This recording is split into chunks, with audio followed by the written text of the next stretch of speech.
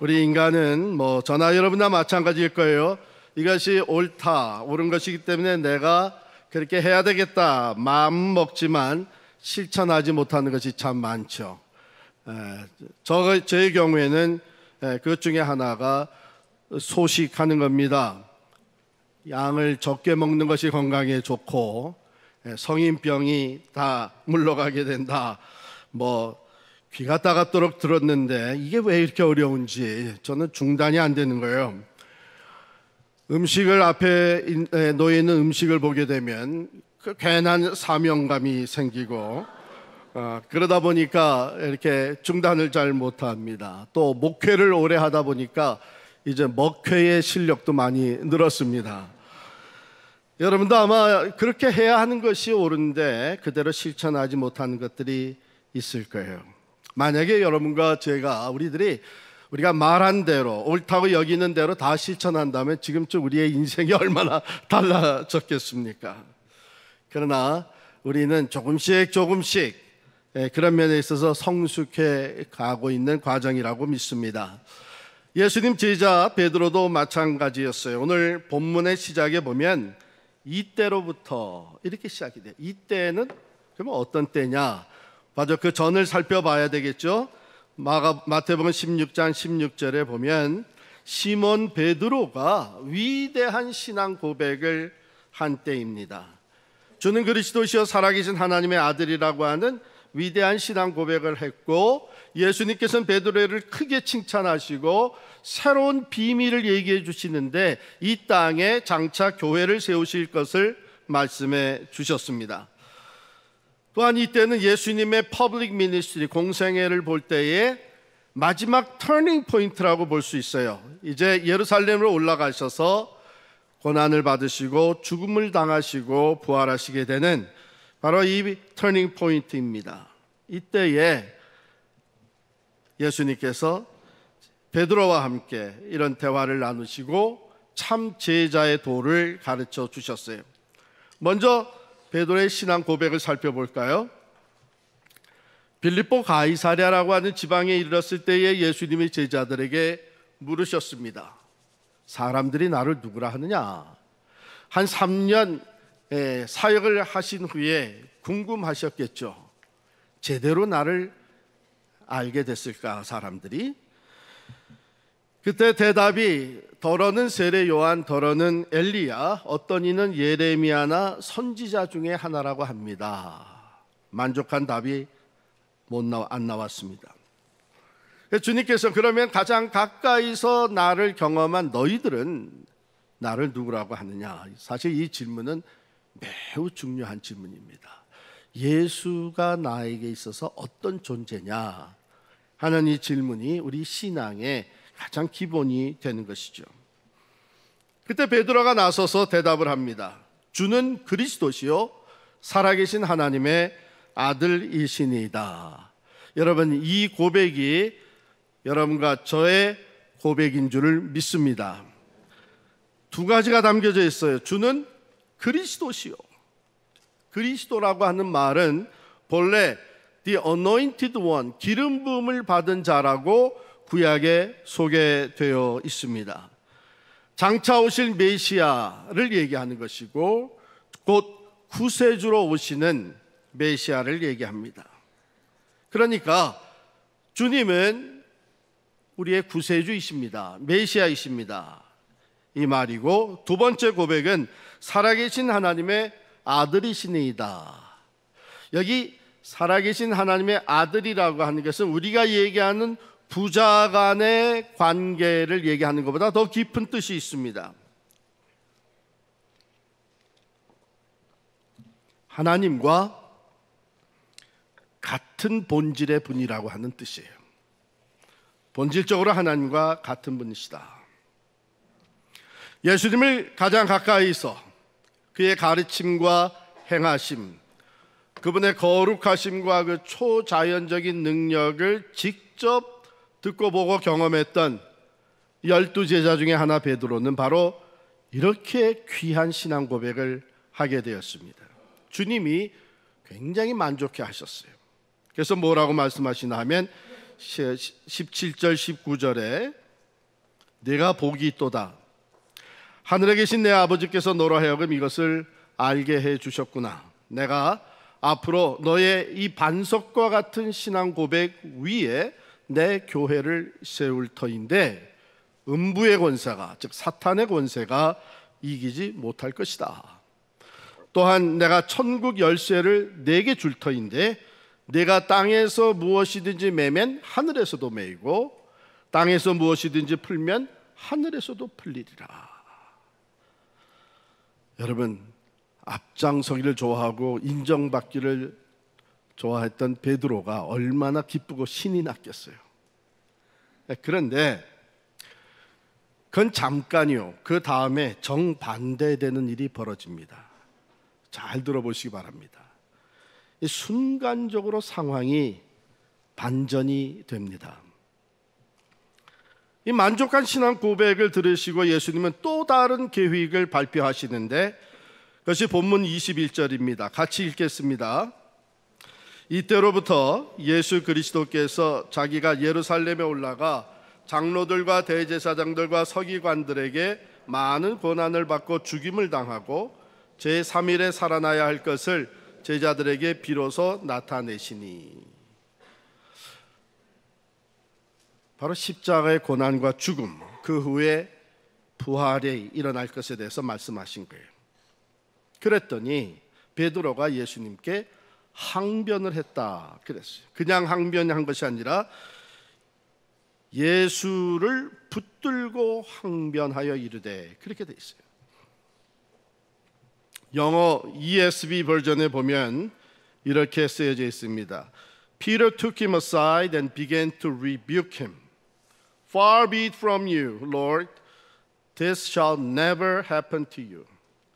예수님을 옆으로 붙들어 세우고 그리고 rebuke him, 꾸짖듯이 얘기했다는 얘기예요. 절대로 이 일이 당신에게 미치지 아니할 것입니다. 여러분, 베드로가 왜 그렇게 했을까요? 이해가 되지 않는 거예요. 방금 신앙 고백한 것이 That's right, 그게 맞다, 내가 바로 그런 존재다. 그래서 만족해 하시고 칭찬하셨습니다. 당신은 메시아 구세주이시고 살아계신 하나님의 아들입니다. 예수님이 맞다. 그런데 그게 맞다면 왜 구세주가 고난과 죽음을 당해야 됩니까? 왜 하나님의 아들이 사람들에 의해서 고난을 당하고 죽임을 당해야 됩니까? 이건 이해할 수가 없습니다. 이런 일은 있을 수가 없습니다.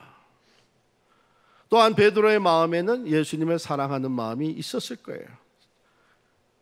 제자가 스승을 사랑하는 마음이 왜 없겠습니까? 그러니까 나의 스승이신 예수께서 고난과 죽음의 길을 가시는 것을 그가 원치 않았던 것입니다. 그런데 베드로의 항변에 대해 예수님은 어떻게 반응하셨습니까? 사탄아, 내 뒤로 물러가라. 너는 나를 넘어지게 하는 자로다. 내가 하나님의 일을 생각하지 아니하고 도리어 사람의 일을 생각한도다. 청천벽력 같은 책망을 받습니다. 사탄아, 내 뒤로 물러가라. 베드로가 방금 전에 위대한 신앙 고백을 한 후에는 천국의 열쇠를 받는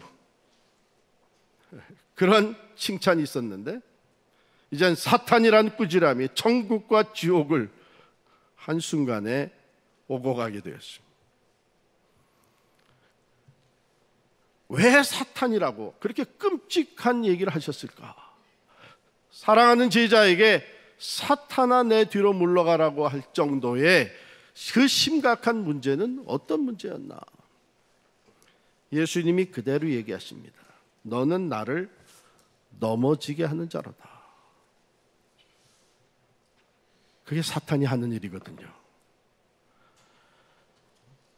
예수님이 하나님의 뜻을 따라서 온 인류의 구원을 이루시는 것을 막는 일,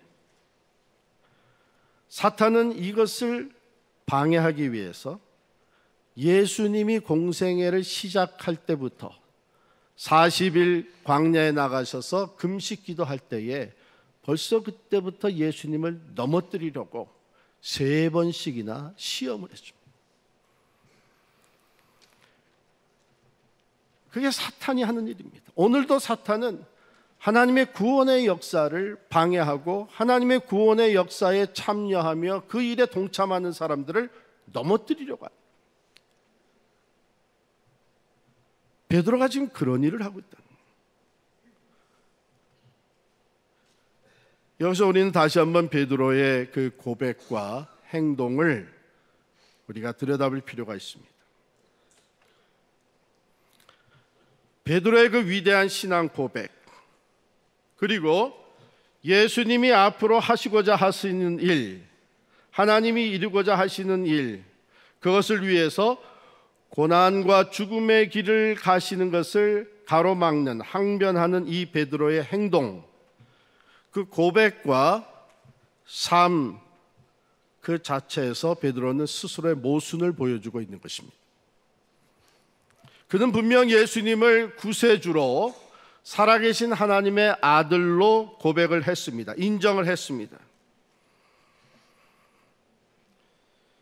그렇게 고백한 예수님이 이제 장차 일어나야 할 일을 말씀하셨습니다. 그렇다면 그가 하신 말씀은 구원을 위한 말씀이고 그가 하신 말씀은 하나님의 말씀이지요. 왜냐하면 베드로가 예수를 그렇게 믿고 고백을 했습니다. 당신은 메시아 구세주이시고 살아계신 하나님과 동등하신 존재입니다.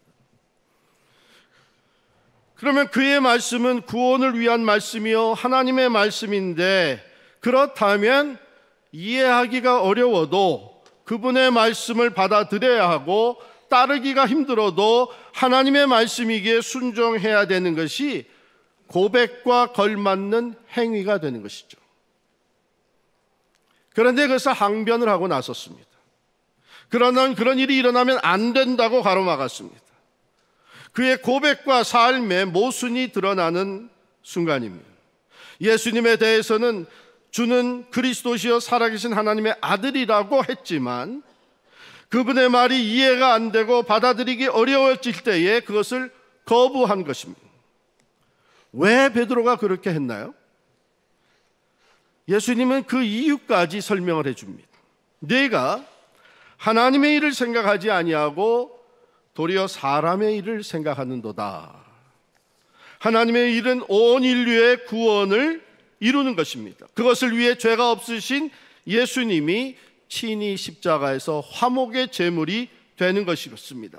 인류의 죄값을 치르는 십자가의 사건 이후에 부활의 첫 열매가 되시는 것이었습니다.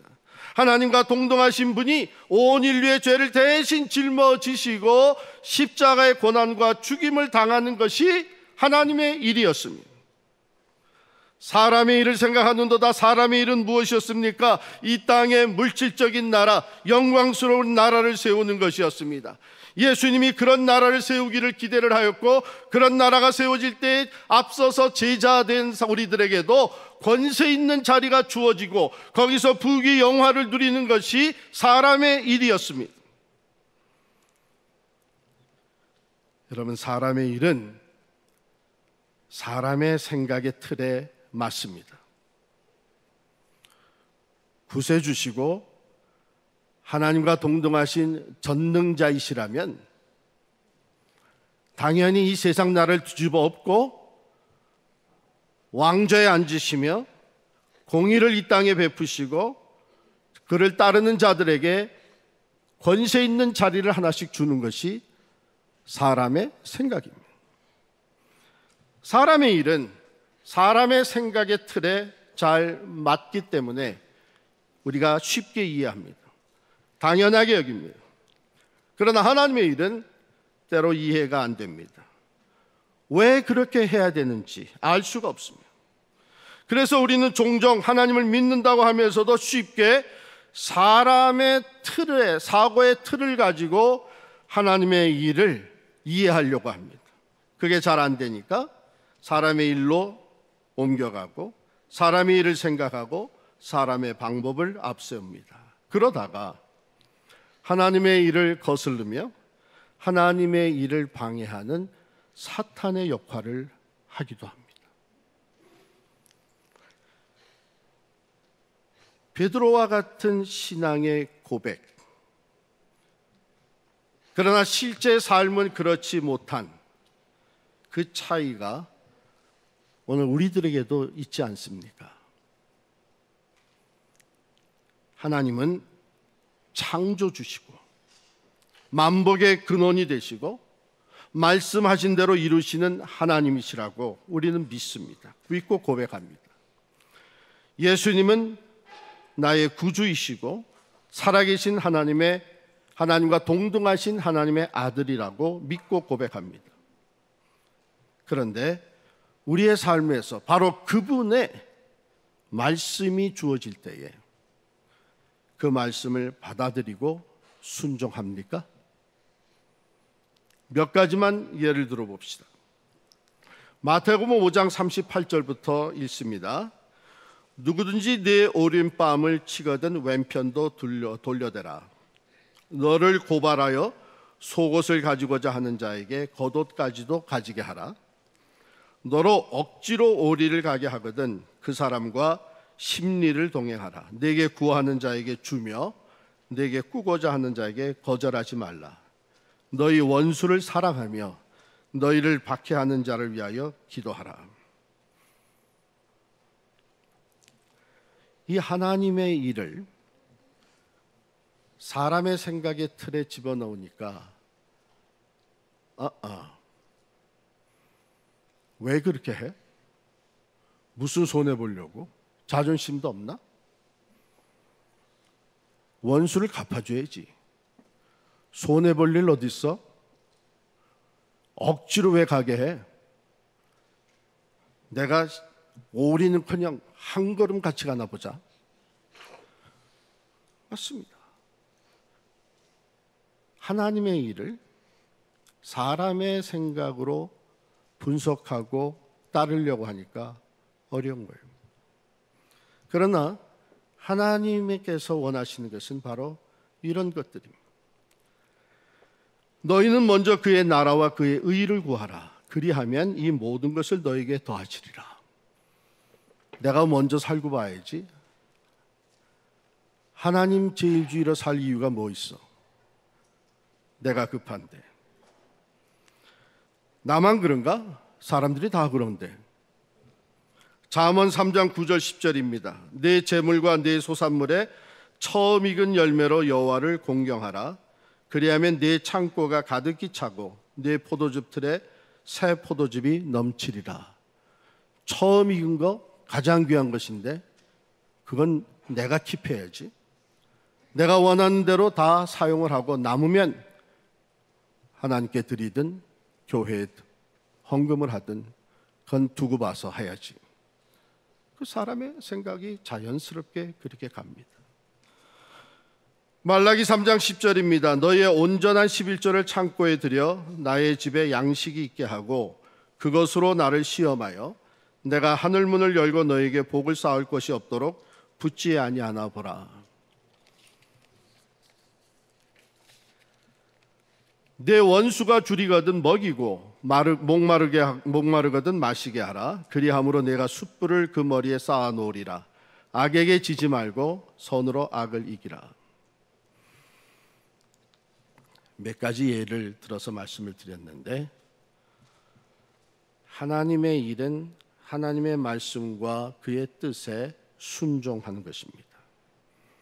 또 당연히 순종할 수 있는 것은 우리가 하나님을 그렇게 믿고 고백하기 때문인데 우리는 고백하는 것하고 삶의 내용하고 때로 많은 차이가 있습니다.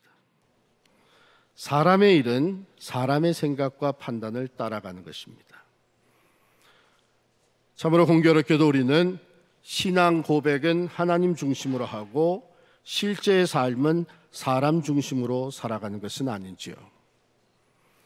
신앙 고백은 성경적으로 하지만 실제 삶은 사람의 생각을 따라 하는 그런 모습은 아닌지요.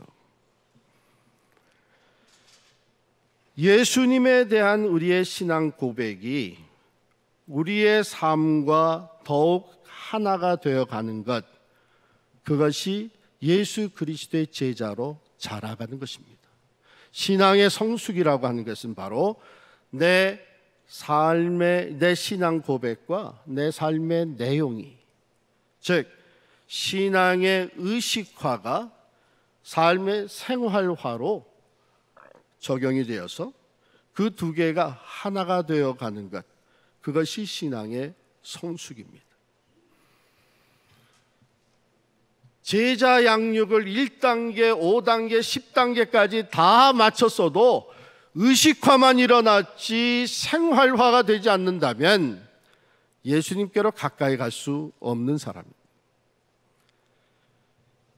예수님께서는 바로 그 신앙의 의식화와 신앙의 고백과 생활화, 내 삶의 내용의 차이를 줄여가면서 참된 그리스도의 제자로 성장하도록 우리에게 아주 간단 명료한 길을, 그 방법을 제시해 주셨습니다. 24절 말씀 같이 읽겠습니다. 24절입니다. 시작. 이에 예수께서 제자들에게 이르시되 누구든지 나를 따라오려거든 자기를 부인하고 자기 십자가를 지고 나를 따를 것이니라. 세 가지로 요약되어 있죠. 그리스도의 참된 제자로 성장하려면 첫 번째로 deny yourself, 자기 부정이 있어야 됩니다. 내 생각을 내려놓는 것이요, 즉 사람의 일, 사람의 생각을 내려놓아야만 우리가 하나님의 생각을 품을 수 있고 주님의 일을 위해서 주의 말씀에 순종할 수가 있습니다. 자기 부정입니다. 그런데 이거 쉽지가 않잖아요. 우리 사람은 다분히 자기 중심입니다. 엄청난 우주가 존재하고 돌아가는 가정에서, 이 상황 속에서도 언제나 중심은 나 자신입니다. 내가 원하는 일을 하고 자기의 뜻대로 모든 것이 되어지기를 바라면서 우리는 살아갑니다. 얼마나 자기중심적인가 하면 단체 사진을 찍어서 사진이 보내오면 제일 먼저 누구를 찾습니까? 몇백 명이 찍었는데도 자기는 정확하게 찾아내요.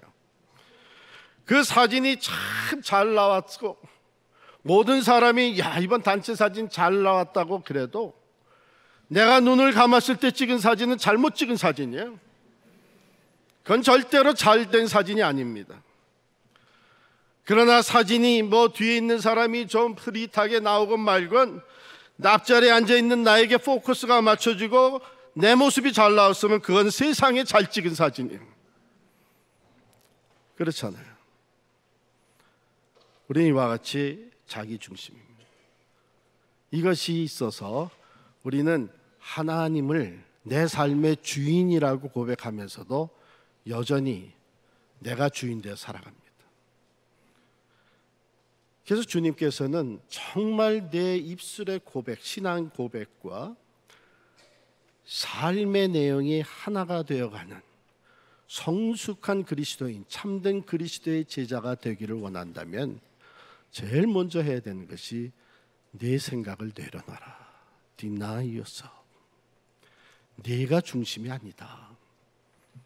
만물을 지으신 하나님 중심이어야 되고 사람의 일을 위해서 너를 구원한 것이 아니다. 하나님의 일을 위해서 너를 택하였고 제자 삼아 준 것이다. 두 번째는 자기 십자가를 지고 나를 따르라 그랬습니다. 주의 말씀을 그대로 순종하고 내가 고백하는 대로 주님을 받아들이고 하나님의 일을 하려니까 고난이 따릅니다. 희생이 따릅니다. 손해를 보게 됩니다. 자존심을 내려놔야 됩니다. 주님께서는 그것이 너에게 있어서 십자가라고 말씀하십니다. 주의 말씀을 그대로 순종하고 하나님의 일을 행할 때에 따르는 고난과 희생, 그 십자가를 지고 믿음으로 감당하는 것입니다. 그리고 세 번째는 너 자신을 부인하고 자기 십자가를 지고 나를 따를 것이니라 그랬습니다. 주님만 따라가는 것입니다. 좌로나 우로나 치우치지 아니하고, 세상 보지 아니하고, 다른 사람들 보지 아니하고, 믿음의 주여 또 온전케 하시는 이인 예수님만 바라보고 따라가는 것입니다. 제자들이 이제 그걸 따라 올라갑니다. 예루살렘으로까지 따라 올라갑니다. 붙잡혀 가신 예수님 따라갑니다. 어디까지 가요? 골고다 언덕에까지 갑니다. 예수님의 십자가 앞에까지 갑니다. 그게 주님 가신 길이에요. 프랑스의 세벤느라고 하는 고장에 광야 박물관이 있다고 합니다. 저는 가본 적이 없는데 꼭 가보고 싶은 것 중에 하나입니다. The Museum of Desert. 그래서 어떤 박물관인가 하면요, 프랑스의 그 초기 개신교 신도들, 성도들이 핍박을 받은 그것들을 다 전시해 놓은 박물관입니다. 그 초기 프랑스의 개신교 성도들을 위그노라고 하는데, 이들이 종교개혁의 물결과 함께 성경적인 하나님의 말씀 중심의 오직 성경, 오직 믿음, 오직 예수의 신앙생활을 철저하게 하기 위해서 사회에서 오히려 배척을 당합니다. 핍박을 받습니다. 그 당시에 발간된 책들과 그들이 핍박을 받은 흔적들이 박물관 안에 전시가 되어 있습니다. 그들을 억압하고 고문했던 할 때에 사용되었던 그 도구들, 또 위그노들이 저항하기 위해서 사용했던 무기들, 이런 것들이 전시가 되어 있습니다. 그 중에 특별히 그 위그노 지도자들이 끌려가서 당한 일이 뭐냐면 평생 배에 노를 짓는 것인데, 여러분 아마 영화에서도 보신 것들이 있을 것입니다. 이 손과 발에 이 쇠고랑, 쇠사슬을 차고 배에 앉아서 평생 노를 젓는 이 노의 선, 이 모형들이 그 안에 있다고 합니다. 오직 성경적 신앙을 지키려고 애썼던 위그노들의 그 고된 역사를 한눈으로 보는 것입니다. 그 박물관 옆에는, 박물관 벽에는 이런 말씀, 성경 말씀이 기록되어 있다고 합니다. 마태복음 5장 10절, 의를 위하여 핍박을 받은 자는 복이 있나니 천국이 그들의 것임이라. 사도행전 4장 19절, 하나님 앞에서 너희의 말을 듣는 것이 하나님의 말씀을 듣는 것보다 옳은가 판단하라.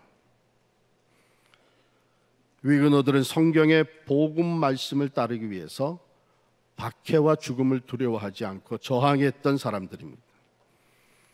그 박물관 마지막 방에는 어느 무명의 위그노가 기록한 시가 그 노를 젓는 그림과 함께 전시되어 있다고 합니다. 그 시와 그림을 보는 사람마다 가슴이 뭉클해지는 것을 경험을 한다는 것입니다. 고랑을 차고 쇠사슬을 발에 차고 노를 젓는 이 위그노가 시로, 기도로 하나님 앞에 올려드린 내용이 그 사진 밑에 적혀 있습니다. 주님이시여, 저를 묶고 있는 쇠고리를 결혼 반지로 보게 하시고 저를 끌고 가는 이 사슬을 주님의 사랑의 사슬로 보게 하소서.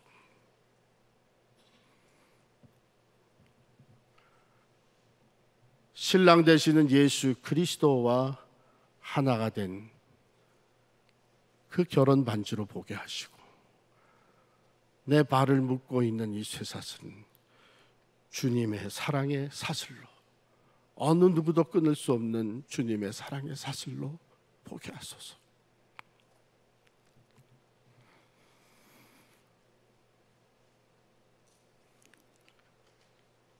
제자의 길을 간다고 하는 것, 쉬운 길은 아닙니다.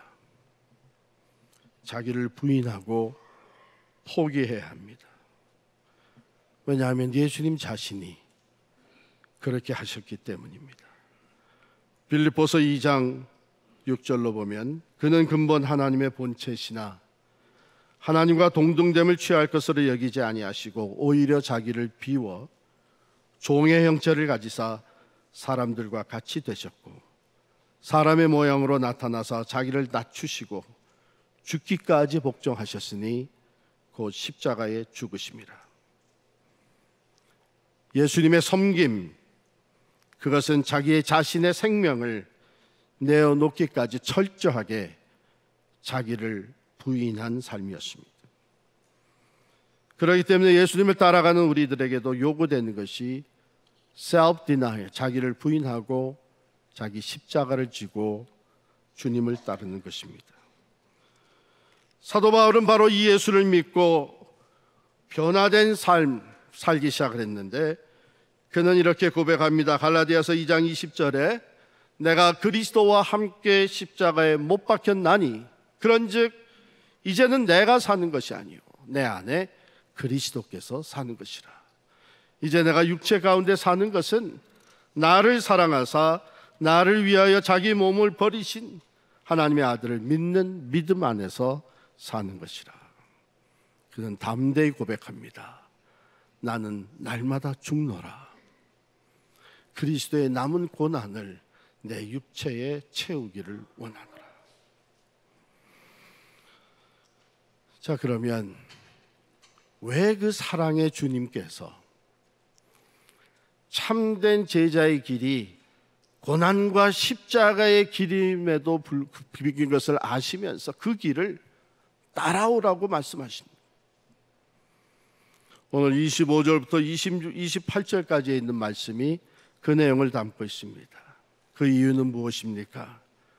그 길은 영생에 이르는 길이기 때문입니다. 희생하는 것 같지만 참 생명을 얻는 길이기 때문입니다. 그 길은 순간에 죽어서 영원에 사는 길이기 때문입니다. 십자가의 고단과 고통이 따르지만 그 마지막은 영원한 영광과 승리의 길이기 때문입니다. 내 구주가 되시는 주님을 닮아가는 길이요, 예수님이 영광 중에 임하실 때에 영원히 썩지 않는 천국의 상급을 받는 길이기 때문입니다.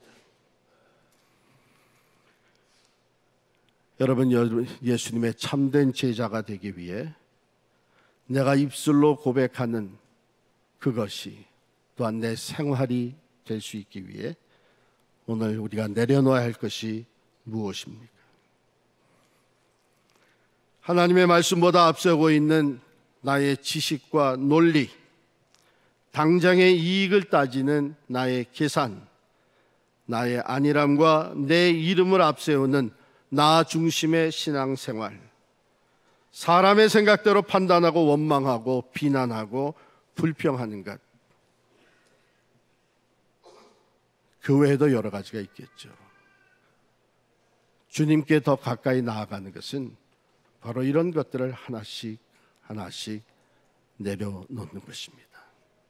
하나님의 말씀을 사람의 생각의 틀에 맞추어 놓으려고 하는 것이 아니라 하나님의 말씀을 하나님의 안목으로 보고 받아들여서 순종하는 것입니다. 그렇다면 우리가 주님의 말씀대로 순종할 때 일어나는 그 어려움과 희생을 어떻게 잘 극복해 나갈 수 있겠습니까? 답은 오직 한 가지, 날마다 주님께 더 가까이 나아가는 것입니다. 믿음의 주여 또 온전케 하시는 이인 예수님만 바라보고 가실 때에 우리는 이 길을 갈 수 있고 주님이 친히 우리 앞장서셔서 길을 인도하여 주시며 볼지어다 내가 세상 끝날까지 너희와 항상 함께 있으리라고 약속해 주신 대로 그분의 지혜와 그분의 능력과 그분의 도우심이 주님께 더 가까이 나아가는 자들에게 풍성하게 주어질 줄을 믿습니다. 사랑하는 성도 여러분, 구원의 확신을 가지고 예수 그리스도가 내 구주시고 살아계신 하나님의 아들이라고 하는 믿음의 고백을 가지고 이제 우리 참된 제자의 길을 함께 가시기를 바랍니다. 기도하겠습니다.